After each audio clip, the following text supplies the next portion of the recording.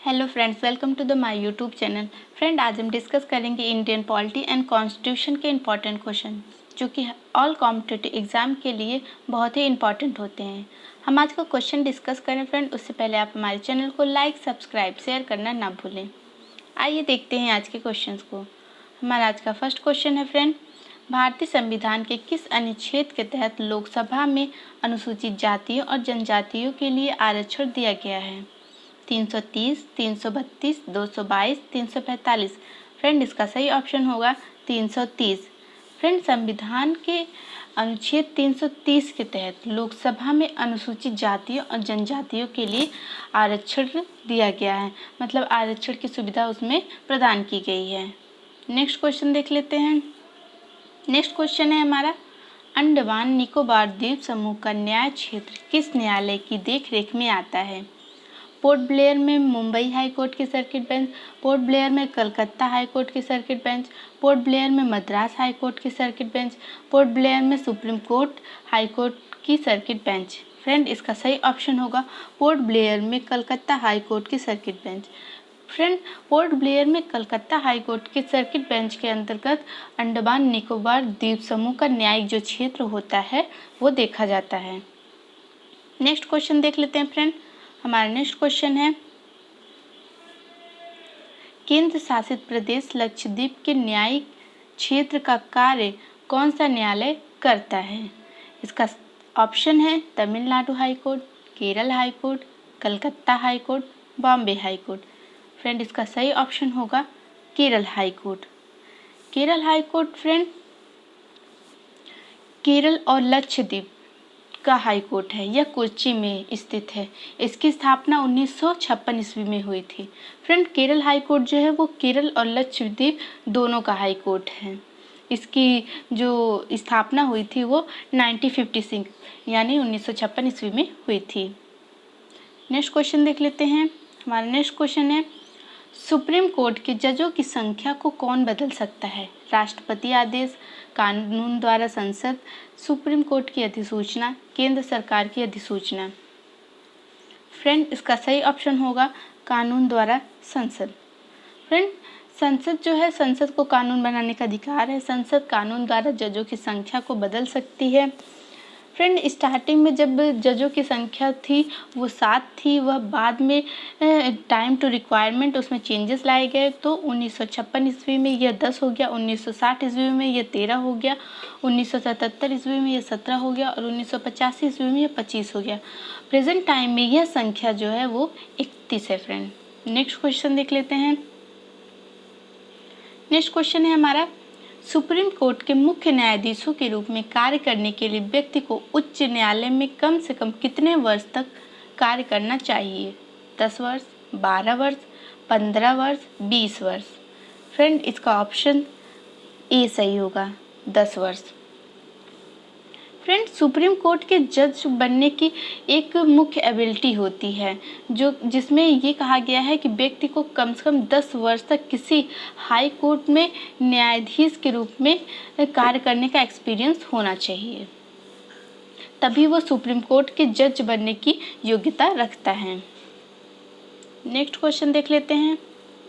हमारा next question है friend, Delhi को एनसीटी राष्ट्रीय राजधानी प्रदेश संविधान किस संशोधन से बनाया गया?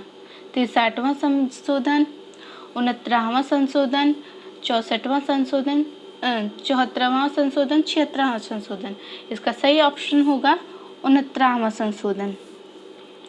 फ्रेंड, 69वें संविधान संशोधन 1991 में हुआ था, जिसके अंतर्गत दिल्ली को जो है वो विशेष केंद्र शासित प्रदेश का दर्जा दिया गया था। फ्रेंड, एनसीटी जो कि राष्ट्रीय राजधानी प्रदेश है, उसकी स्थापना 1 फरवरी 1992 को जाके पूरी हुई थी। 1991 में ये संशोधन हुआ और इसकी जो स्थापना है वो 1992 ईस्वी में जाके पूरी हुई। नेक्स्ट क्वेश्चन देख लेते हैं। हमारा नेक्स्ट क्वेश्चन है फ्रेंड, भारत में 3 स्तरीय पंचायती प्रणाली कितनी जनसंख्या के ऊपर वाले राज्यों में है? 15 लाख, 25 लाख, 20 लाख, 30 लाख। इसका सही ऑप्शन होगा फ्रेंड 20 लाख। फ्रेंड, 3 स्तरीय पंचायती राज प्रणाली, ग्राम पंचायत, पंचायत समिति, जिला पंचायत केवल उन्हीं राज्यों के लिए जिनकी आबादी फ्रेंड 20 लाख से ऊपर है। जिनकी आबादी 20 लाख से कम है वहाँ ये 3 स्तरीय पंचायती राज प्रणाली नहीं लागू होती है। नेक्स्ट क्वेश्चन देख लेते हैं फ्रेंड। हमारा नेक्स्ट क्वेश्चन है, भारत में एक राज्य में कार्यकारी शक्ति के संदर्भ में निम्नलिखित में कौन सा कथन सही है? राज्य की कार्यकारी शक्ति राज्यपाल में निहित है। राज्य में वास्तविक कार्यकारी प्राधिकरण मंत्रिपरिषद है। राज्य में सभी कार्यकारी निर्णयों को मुख्यमंत्री के नाम पर लिया गया है। इसके ऑप्शन है फ्रेंड, केवल 1 और 2, केवल 2 और 3, केवल 3, 1, 2 और 3। फ्रेंड, इसका सही ऑप्शन होगा केवल 1 और 2। फ्रेंड, तीसरा बयान इसलिए सही है, तीसरा ऑप्शन मतलब तीसरा बयान इसलिए सही नहीं है क्योंकि राज्य में कार्यकारी निर्णय राज्यपाल के नाम पर ही लिया जाता है। राज्य में जो कुछ भी होता है वो जो कार्यकारी शक्ति होती है वो राज्यपाल के अंदर ही निहित होती है और राज्यपाल के द्वारा ही ली जाती है। नेक्स्ट क्वेश्चन देख लेते हैं फ्रेंड। हमारा नेक्स्ट क्वेश्चन है, निम्नलिखित में कौन राज्यपाल को उसके पद से हटा सकता है? राज्य विधानसभा, संसद, राष्ट्रपति, इनमें से कोई नहीं। फ्रेंड, इसका सही ऑप्शन होगा राष्ट्रपति। फ्रेंड, राष्ट्रपति को यह राइट होता है कि वो राज्यपाल को प्रसाद पर्यंत का मतलब कार्य को प्रदान भी कर सकता है और राज्यपाल को उसके पद से हटा भी सकता है।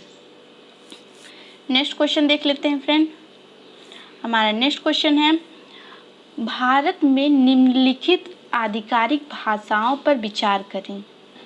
सिंधी और नेपाली, कोंकणी और मणिपुर, बोडो और सांथाली, सांथाली और कोंकणी, डोगरी और मैथिली।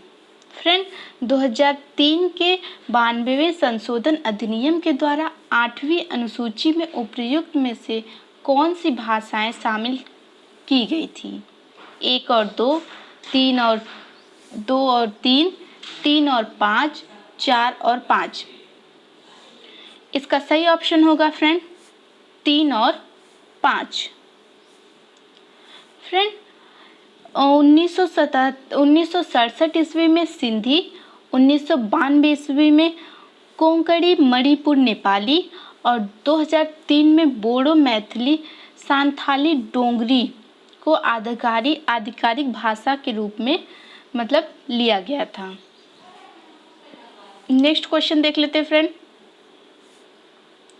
नेक्स्ट क्वेश्चन है हमारा, निम्नलिखित धार्मिक समुदायों पर विचार कीजिए। सिख, बौद्ध, जैन, फारसी। इनमें से अल्पसंख्यकों का दर्जा किसे मिला हुआ है? 1 और 4 को, 1, 2, 4 को, 2, 3, 4 को, 1, 2, 3, 4 को। फ्रेंड, इसका सही ऑप्शन होगा 1, 2, 3, 4 को। फ्रेंड, भारत में मुस्लिम, ईसाई, सिख, बौद्ध तथा पारसी अल्पसंख्यक धार्मिक समुदाय हैं। इसीलिए फ्रेंड्स हमारे देश को धर्मनिरपेक्ष देश भी बोला जाता है क्योंकि यहाँ अनेक धर्मों के लोग रहते हैं और उन्हें समान मान्यता प्राप्त है। कोई किसी भी धर्म को अपना सकता है, कोई किसी धर्म को पूजा पाठ अपने सुविधा अनुसार अपना धर्म ले सकता है। नेक्स्ट क्वेश्चन देख लेते हैं। हमारा नेक्स्ट क्वेश्चन है फ्रेंड, चुनाव आयोग के बारे में कौन सा कथन सही है? यह स्वतंत्र और संवैधानिक निकाय है। इसमें 6 साल का कार्यकाल रखने वाले सदस्यों का समावेश होता है। यह राजनीतिक दलों को मान्यता देने से संबंधित विवादों के मध्यस्थता के लिए एक अदालत के रूप में कार्य करता है। अखिल भारतीय निकाय होने के नाते यह ग्राम पंचायतों और राज्य नगरपालिका के चुनावों के साथ चुनाव से भी चिंतित है। फ्रेंड, इसका सही ऑप्शन होगा ऑप्शन बी। ऑप्शन बी में फ्रेंड कहा गया है कि इसमें 6 साल का कार्यकाल रखने वाले सदस्यों का समावेश होता है। नेक्स्ट क्वेश्चन देख लेते हैं फ्रेंड। हमारा नेक्स्ट क्वेश्चन है, संविधान के निम्नलिखित अनुच्छेदों पर ध्यान दीजिए।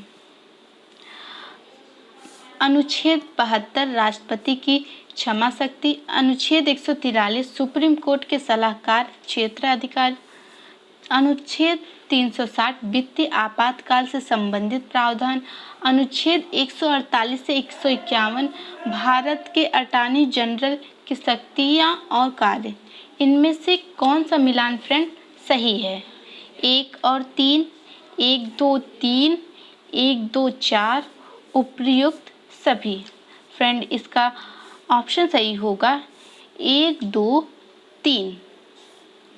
फ्रेंड, अनुच्छेद 148 से अनुच्छेद 151 तक भारत के नियंत्रक और महालेखक परीक्षक की शक्तियों और कार्यों से संबंधित मतलब कि 148 से 151 तक भारत के जितने अनुच्छेद है उसमें भारत के नियंत्रक और महालेख परीक्षक की शक्तियों का उल्लेखन किया गया है।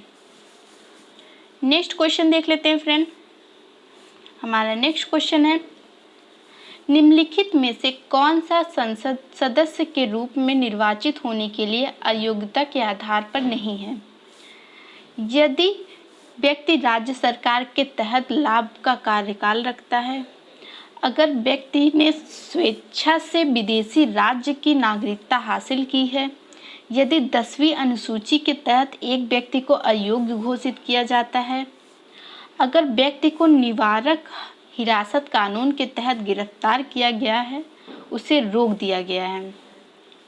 इसके विकल्प होंगे फ्रेंड केवल 2, केवल 4, 1 और 4, 1 2 4। इसका सही ऑप्शन होगा फ्रेंड केवल 4। फ्रेंड, अनुच्छेद 102 एक संसद के रूप में निर्वाचित होने के लिए जितनी भी योग्यताएं होती है वो ये हैं फ्रेंड। ए होता है किसी व्यक्ति को या तो संसद भवन के सदस्य के रूप में चुने जाने के लिए अयोग्य घोषित किया जाता है। 1 होता है ये कि जिसमें किसी व्यक्ति को या तो संसद भवन के सदस्य के रूप में चुने जाने के लिए अयोग्य घोषित किया जाएगा। और उसी में ए होता है मतलब सब सेक्शन, अगर वह भारत सरकार या किसी भी राज्य सरकार के तहत लाभ का कोई कार्यकाल रखता है तो कानून द्वारा संसद द्वारा घोषित कार्यकाल के अलावा अपने धारक को अयोग्य घोषित नहीं किया जा सकता। बी होता है सब सेक्शन में, यदि वह अस्वस्थ दिमाग में है और एक सक्षम अदालत द्वारा घोषित किया गया है। सी होगा फ्रेंड अगर वह एक निर्विवादित दिवालिया है। डी होता है फ्रेंड यदि वह भारत का नागरिक नहीं है या स्वेच्छा से एक विदेशी राज्य की नागरिकता हासिल कर लिया है, किसी विदेशी राज्य के प्रति निष्ठा और अनुपालन की स्वीकृति के तहत है। ई होता है फ्रेंड यदि वह संसद द्वारा किए गए किसी कानून के तहत उसके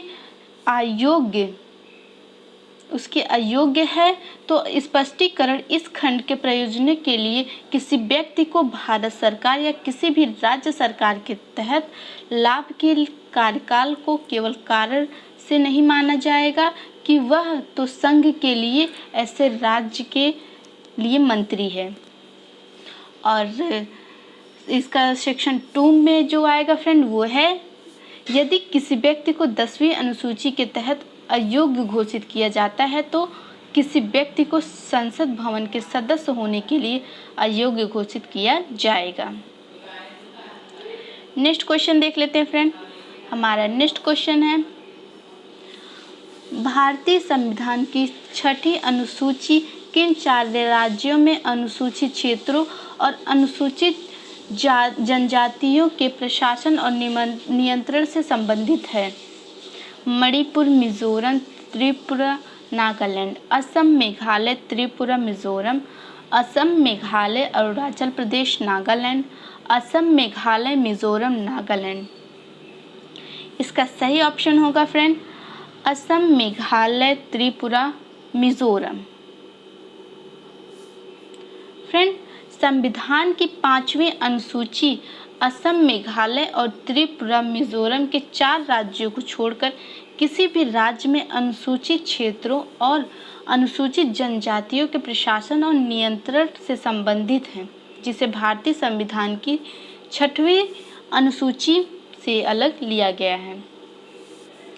फ्रेंड, अगर आज का वीडियो आपको अच्छा लगा हो तो उसे कमेंट बॉक्स में कमेंट करके ज़रूर बताइएगा और हमारे चैनल को लाइक, शेयर, सब्सक्राइब करना ना भूलिएगा।